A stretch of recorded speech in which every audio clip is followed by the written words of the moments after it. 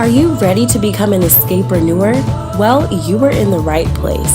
Welcome to the Bye Bye 9 to 5 podcast, designed by brilliant women, especially for brilliant women who want to create the life of their dreams by escaping the 9 to 5. Hello, and welcome to Bye Bye 9 to 5, where we are helping women and mothers and business owners just live the life that they really truly desire. And we're giving them tips and resources to help them. So if they want to escape the 9 to 5 or they want to work another business with their 9 to 5, they're fully equipped. Make sure to like, comment, and subscribe to the Bye Bye 9 to 5 podcast.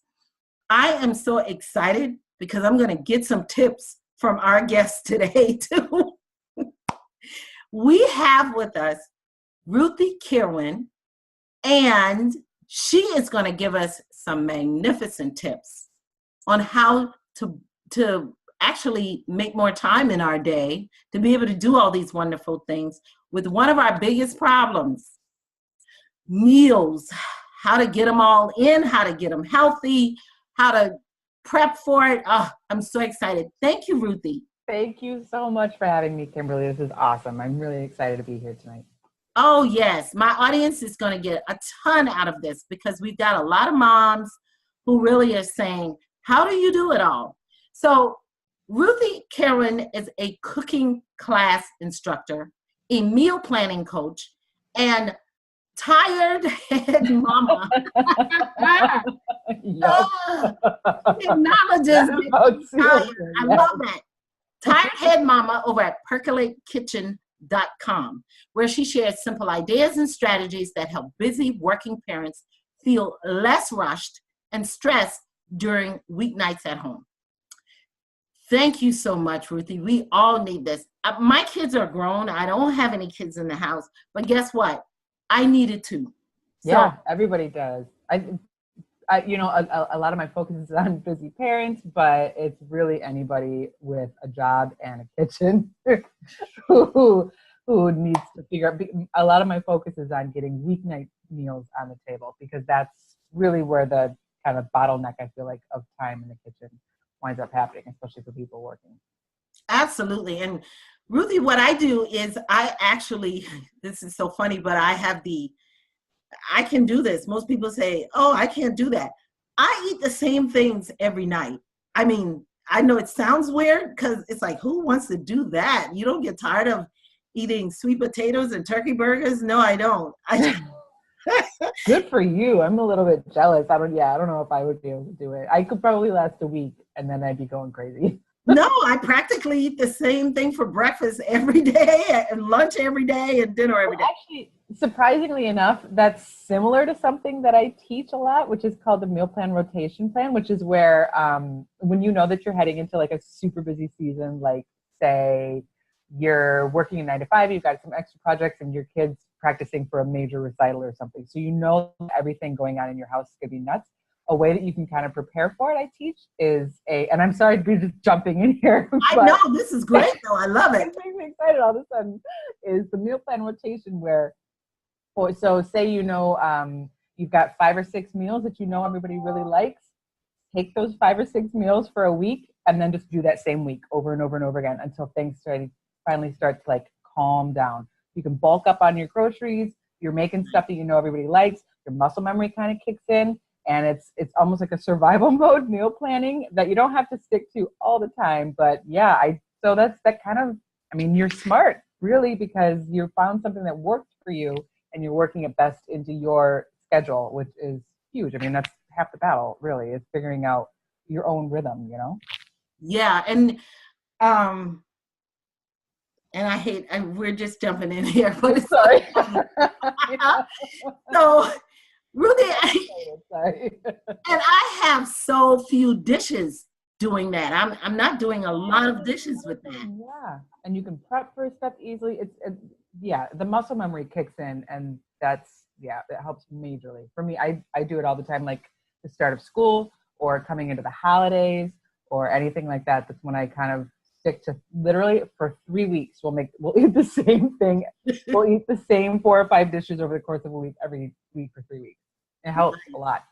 Yeah, so I just need to learn how to expand my selection a little. Yeah. But Ruthy, tell us, how did you get to this place where you're doing all this super cool stuff in Percolate Kitchen?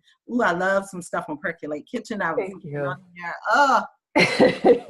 Well, the long story short is I have a culinary degree. I went to culinary school right out of high school, worked in some professional kitchens for a while, and it was great. And I wound up falling out of it, waiting tables, went back into professional kitchens. And then when I got pregnant with my daughter in 2013, I stepped out from behind the line and started working freelance at home as a recipe developer and recipe tester for like food brands, cookbook publishers, that sort of thing. Okay. And then when she was born, everything kind of exploded. I had a really bad period of postpartum depression. My husband had just opened a bar here in New York City, which is where we live now, but we were living nowhere near any of our family or anything like that. And he was working like 100-hour work weeks. And I found that I didn't know how to cook for our family. Me, who had spent all of this time learning how to cook professionally, and I had run kitchens and everything, I didn't understand the actual basics of getting food on our table every night. So once I started kind of coming out of that postpartum depression funk, and I attribute figuring out meal planning and all of this to coming out of that funk, but I started looking really hard at our grocery budget. I started figuring out how to actually meal plan for reality, for our budget, for our time, for our schedules, for our life, really, because I loved cooking, I would just kind of cook whatever I felt like. We would grab stuff on the way home from work. But with a baby in the family, we needed a lot more structure. And I realized that if I was going to be running this house more or less on my own because he was working so much, I needed to figure out that kind of structure and routines. And then I started just figuring out what worked best for our rhythm, which is like what I said, what is working for you. You're figuring out what's working for your rhythm. That's what I had to do then. And now I help teach other busy parents who are feeling overwhelmed in the kitchen, find those rhythms, find the meal plan that works for them, find the kind of structures and routines and systems that makes being in the kitchen less overwhelming, more kind of like on autopilot, if you will, something where it's not a place of stress and dread, especially on a weeknight, so that you can kind of live the rest of your life and enjoy making food and enjoy having it be a part of your family life, really. So that's very condensed. Well, Ruthy, yeah, I think because what happens is you either find this and learn how to work through this, or you resort to eating fast food and eating out and then or just living on spaghetti, which gets old too, you know. I love spaghetti, but yeah. So that's really, really, really nice. I love this. Now, when you work with your clients, give me a typical, like, if I were your client and I was coming in and I was in chaos, and tell me how you work with your clients to be able to put them back in a less stressful place, especially if I don't like cooking and I don't really like the kitchen. That's kind of my specialty. People like you. People who like cooking can usually figure out a way around it. Right. People who don't like cooking are the ones who are just like, I hate this. Right. And my three main tips are, number one, the most important thing is to give yourself grace, like to not have it be this all-consuming, I need to figure this out, the kitchen's falling apart, like that it's okay to be ordering pizza once a week, because I do it, you know, we need the break. So to give yourself grace in the kitchen, that's the most important thing, I think, and to lessen the stress on yourself. Okay. Number two is to find things that work for you. So there are a number of really easy, simple types of meals that you can kind of rotate slowly into your routine. And we start with, say, one pot, one pan meals, which would be instant pot meals, a crock pot, or sheet pan meals. Sheet pan meals are where I start, especially with people who don't know a lot about cooking, who feel very uncomfortable in the kitchen, because everybody has a sheet pan, pretty much, like a heavy cookie sheet, or they're really cheap to buy, so it's a really low price point to start in the kitchen. And then you literally put your whole dinner on that pan, and you put it in the oven. And it's in, it's out, it's super simple. The roasting of a dry oven brings out a lot of that, like the caramelization and a lot of extra flavors that you can get from food. You don't have to stand and babysit a pot if you've got small kids. So it's like the ultimate in kind of one pot, one pan cooking. Or crock pots or instant pots, which have a little bit higher of a learning curve. So I say start small, figure out where you feel most comfortable cooking, and then from that point on, start building from there. Build or a pantry backup, like making sure that you've got meals in your kitchen that you can fall back on when your backup plan falls apart. So if you have a meal plan, if you have an idea of what you're going to cook and everything falls apart for that evening, that you have 3 or 4 ingredients always in your kitchen that you can throw together for a great meal, like sweet potatoes and turkey burgers, or just making sure that you've got those backup meals. That's important to have. So even if you're starting to build up and get a repertoire of cooking and get a rotation of a meal plan going, that you always have your fallback plan, essentially. So, and then we work from there, and then it's the groceries, and then it's the budget, and you slowly build. So it's a piece by piece kind of a process. Oh, I like that. I really like that. Now, I see on your website that you have an actual membership site. Yep. Well, I have it. It's a membership site. It's starting to evolve because at the time that we're chatting, it's opening up in the next 10 days or so on the 24th.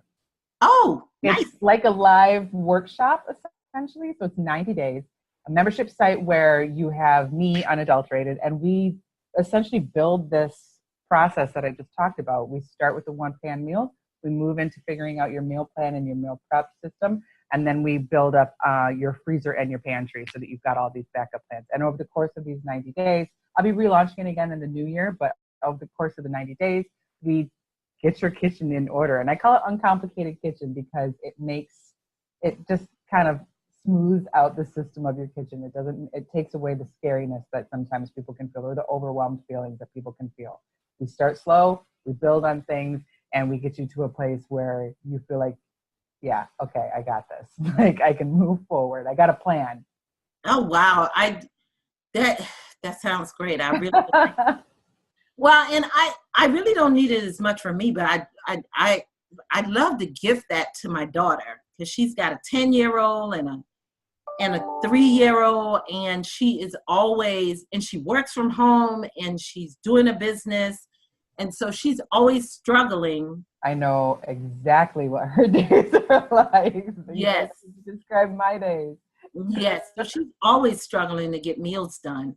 So that sounds pretty amazing because I think it'll put some order into her life. So I'm going to have to look. Really, yeah. Where you don't have to follow. A lot of people can get scared off about the idea of a meal plan because it sounds like you have to do the same thing or you have to find brand new meals every single night. But really, the secret sauce of a good meal plan is figuring out the rhythm that works for you. So yeah, that's essentially what Uncomplicated Kitchen boils down to is figuring out the kitchen rhythm that works in your best for you in your own home, within your own schedule. And learning how to roll with those punches. Wow. Very, very, very, very nice. I really, really like that. Now, another thing that's a little scary sometimes when you're talking about meal planning, and are you gonna really give me recipes of things I don't like? Well, no.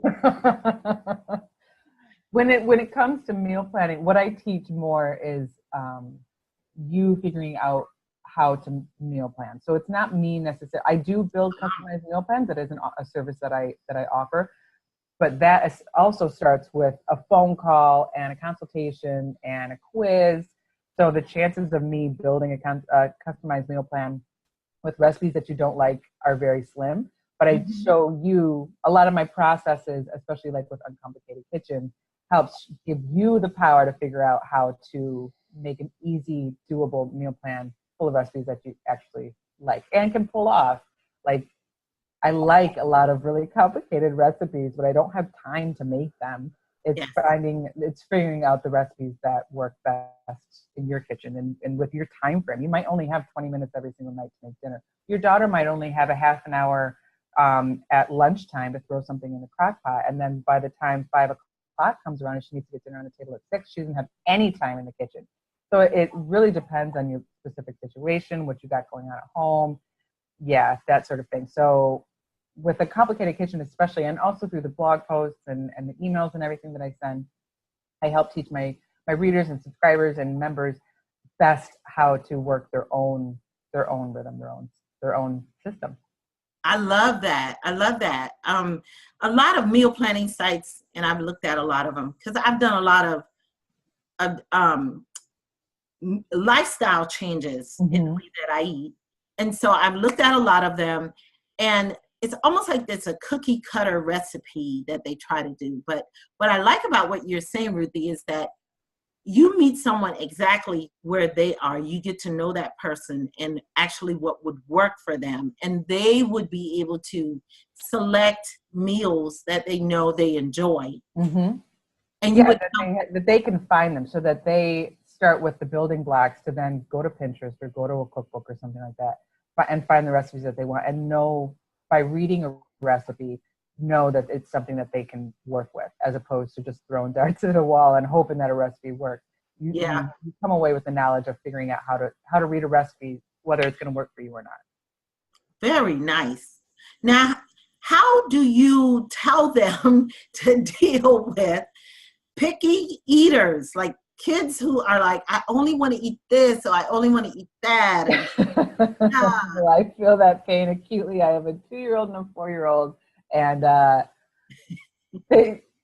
anything I put on the table in front of them, the 4-year-old especially, and then the 2-year-old just does whatever she does. But the 4-year-old says, I don't like that. And it almost makes your head explode, because you want to be like, you literally ate this last week and liked it. That is why it's in front of you right now. So yeah, I do a couple different things. I try and have her help me in the kitchen as often as possible. Nice. I follow the Ellen Satter. If you're kind of embroiled in a picky eater thing, I would really recommend looking up Ellen Satter, ELLYN SATTER. She deals a lot with picky eaters, but also with kids who are scared of food, and helps give parents especially, tools like we follow one of her rules, especially here, where you don't have to eat it, but this is what dinner is. So it's not me saying, eat this or nothing, you can't have any meal. I put down in front of her something that I know she likes, something that is brand new, and something that she's tried before and been sort of interested in, so that she makes the decision. She can try all 3 things, or she can stick with the thing that she likes. But every night she's getting something new on her plate. And that's what I really try to focus on is, you don't have to eat it, but it's going to be on your plate. And there's always a backup there that's already on there. But I'm not making anything new. I hope I said that clearly enough. I'm not going back in the kitchen and making something that I know she's going to like, but I make sure that there's already something on her plate, even if it's bread, that I know that she will eat. Right. So that's my biggest picky eater thing. It's not my idea personally, but it works for me 100%. Well, not 100%. We still have dinner arguments. Like, that's not going away. She's for some kid. But yeah, Ellen Satter is excellent. And then getting her in the kitchen as often as possible, that helps a lot as well. Because if she feels like she's been part of this meal, I have a better chance of her not turning me down. Very nice. I love those tips. Yeah, my 3-year-old grandson says, yucky, disgusting. Everything is yucky, except for a special treat. That's the only thing that's not. I mean, yeah. So I always have like natural fruit popsicles that make me feel a little bit better, because I'm like, it's fruit. It's not like a popsicle from an ice cream truck. It's a fruit. But yes, those are my ultimate bribes. Like, when it all falls apart, you can have a natural juice popsicle. Yeah. So that will never turn down. That is wonderful. It's real life here too. Like, I'm not like, my kids do not, they eat well, but I have the exact same struggles everybody else has. Just by me being a chef and knowing what I'm doing does not mean I don't come up against this stuff all the time. I just learn how to roll with it. Really. That's nice. Yeah, no, those are really, really good tips. Yeah, I love that. I love that. Yeah. So you have a free gift for my audience. It is a download for super simple dinner ideas. And I will definitely post the link for that. And I love this download. It's hands down my most popular download on the website. It's dinner ideas. So it's not specific recipes. So I like to look at this sheet. It's 14 of them. And I look at it and I just kind of get an idea. Like, I know that I have chicken, so I might look on there and see a couple different chicken recipes and find other things to pair it with. So you're not following a full-on recipe. It's a one-sheet printout of something to kind of inspire you to get cooking in the kitchen that evening. I love that. Yeah, I'm going to check that out myself. It's really handy. Yes. And now you also have a Facebook group. Yes. Well, I have Meal Planning Junkies is my big Facebook group, and that's where I'm probably the most active. We talk meal plans and picky eaters and swapping recipes. And right now it's the end of August into September, so we've been talking a lot about lunch boxes and getting lunch boxes packed. And then we've got a whole freezer build up coming up here throughout the rest of the winter, so that we can get our freezers packed up for the winter, full of good stuff, good backup plans. Oh, nice. Yes. So listeners, I want you to pay attention now. Ruthy is giving you some amazing tips to really manage it. It actually, Ruthy, it's like getting time back in your day when you figure out how to do some of this meal planning and the Instant Pots and the one foil plan. The sheet pans, yeah. The sheet pan, yes.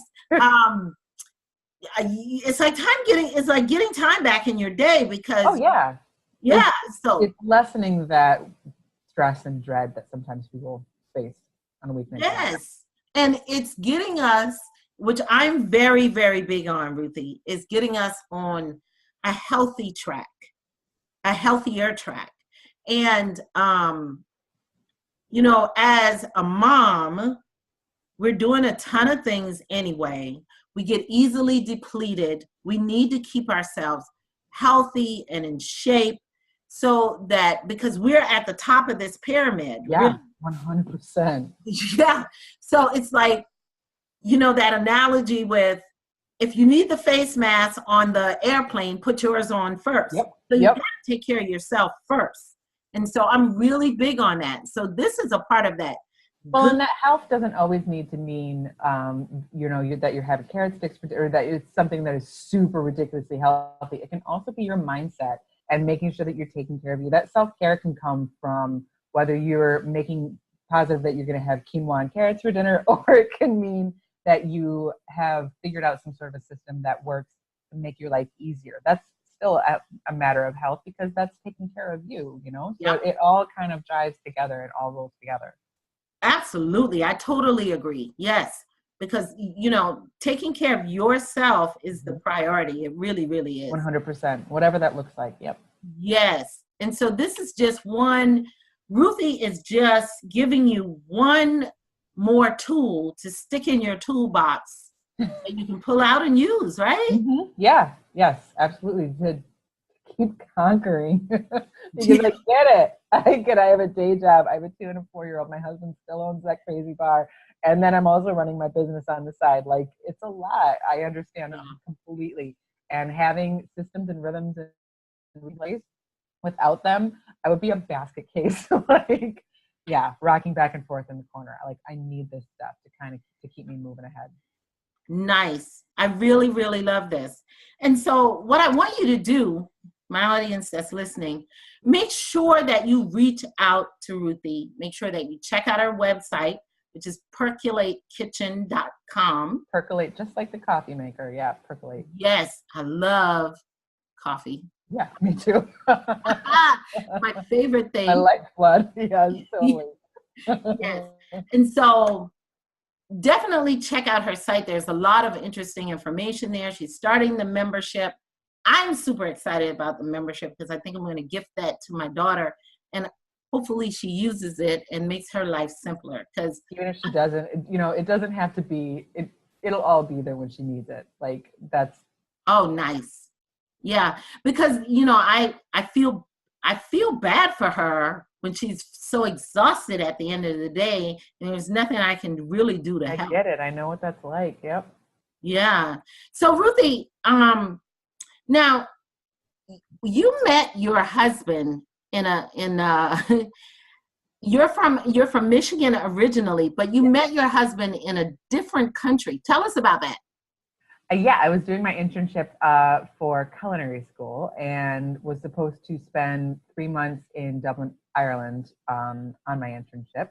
And my husband, now husband, happened to be bartending at the same place where I was working in the restaurant. And here we are 15 years later. Like, Wow. yeah. I wound up, we met, we were supposed to just kind of see how things went. And then it turned into this really long distance relationship. I came back to the States and we continued a long distance relationship while I finished my degree. And then I didn't even walk down the aisle at my graduation. Like this, my last class was done. I was on a plane back over to Ireland and we lived there for a couple of years and then finally moved back to the States together and made our way up to New York City where we are now.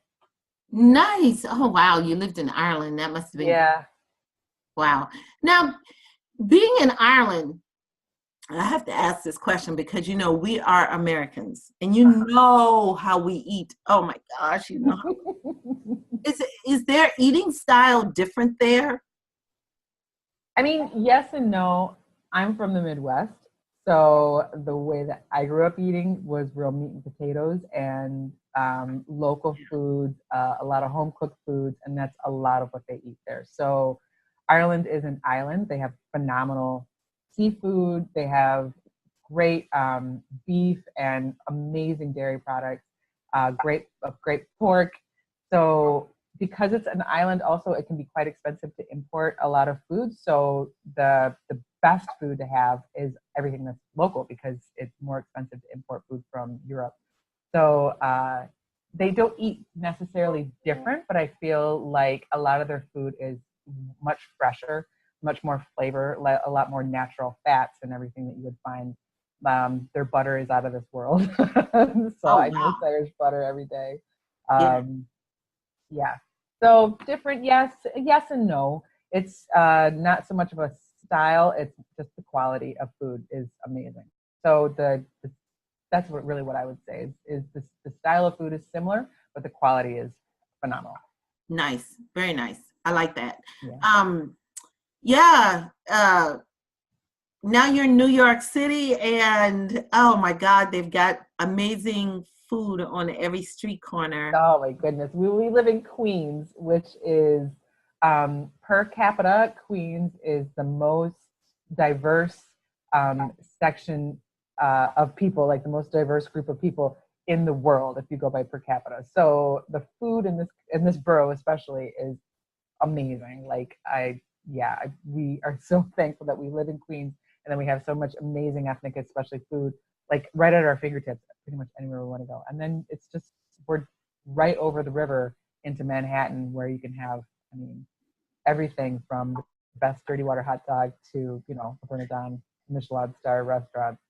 So yeah, I like raising my kids here because they feel, well, we spend a lot of time in Michigan in the summer. We spend a lot of time in Ireland as well. So they get used to both places. But here I feel like it's so horribly cliche to say, but it really is a melting pot where there are so many different foods and flavors and styles and life that it's fun to be exposed to all of it. Definitely. Yes.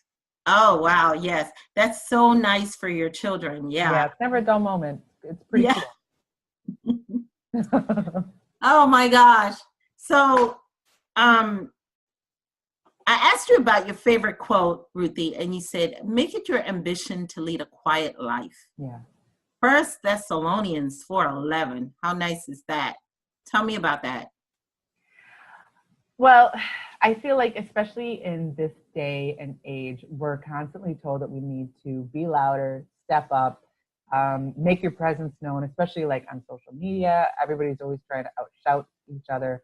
And I think what is really important is for us to draw inward and make sure that it's our own house that's in order first before going out and making a big racket.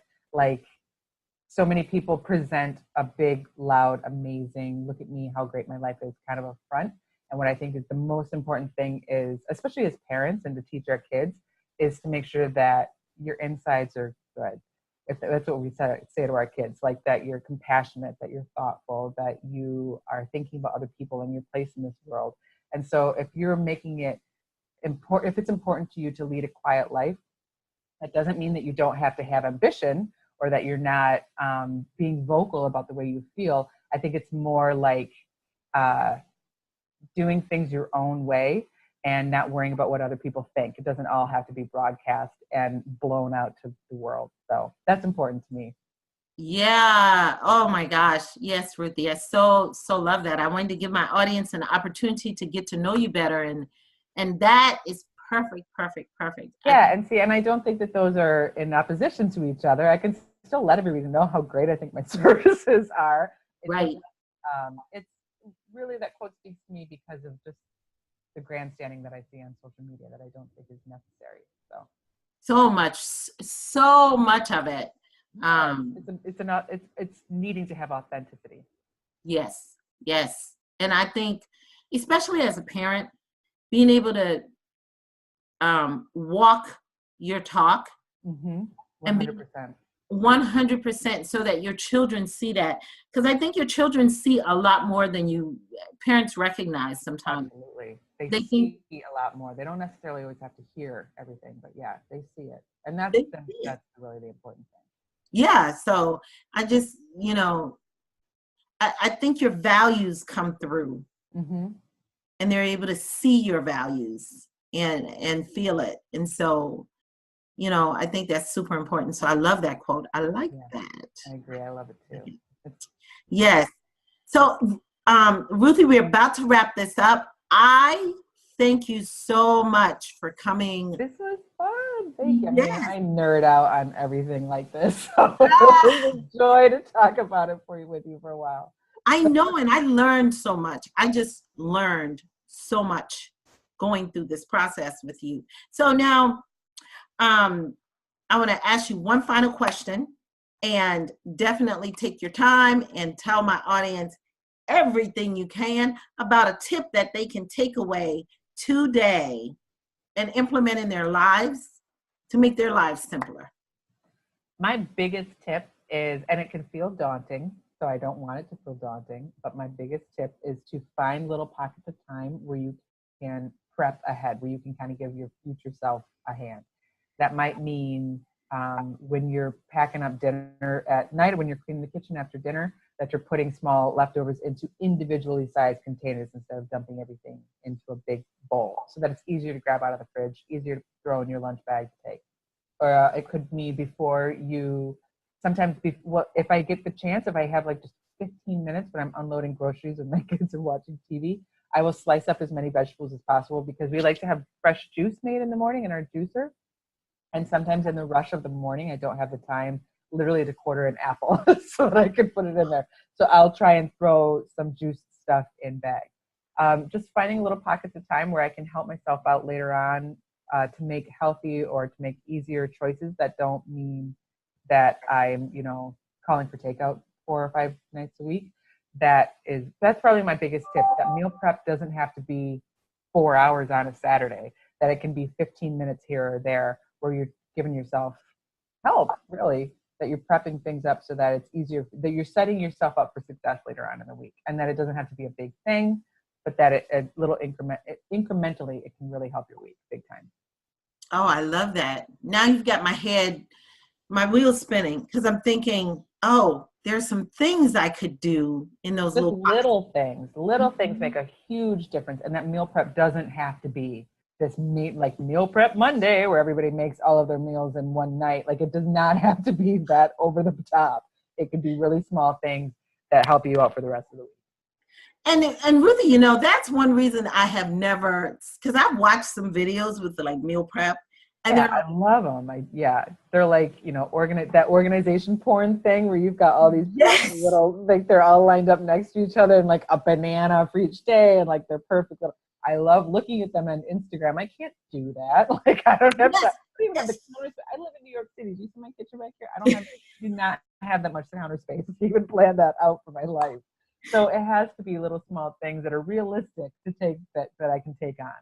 Yes. I mean, that stuff is overwhelming. It's like they got grocery list that's long and many tubs, and I'm like, oh. And to do that every week, maybe I could nail it 1 week a month, but no, not on a regular basis. Yeah.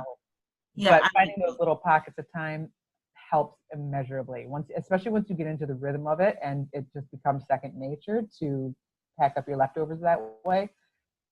It's a big help. Awesome. Thank you so much, Ruthy.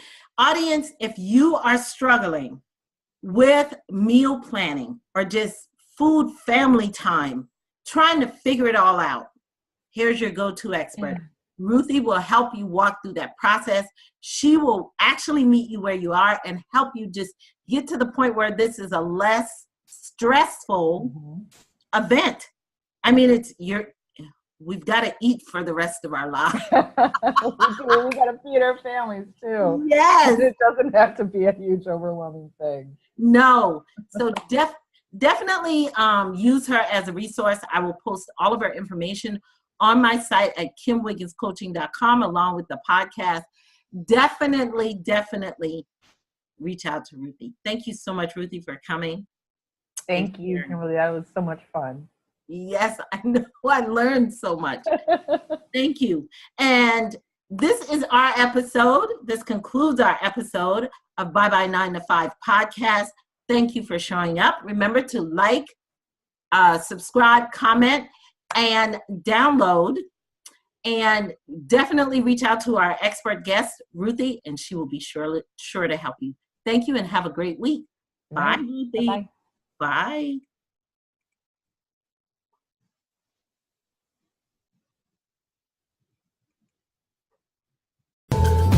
This episode of the Bye Bye 9 to 5 podcast has ended, but it doesn't stop there. Be sure to subscribe for more strategies and advice to help you move from employee to escapreneur, to have the kind of success you have always dreamed of without sacrificing family or time. And don't forget to rate and review us so we can continue to bring you the best content possible to motivate and encourage you on this journey. See you on the next episode.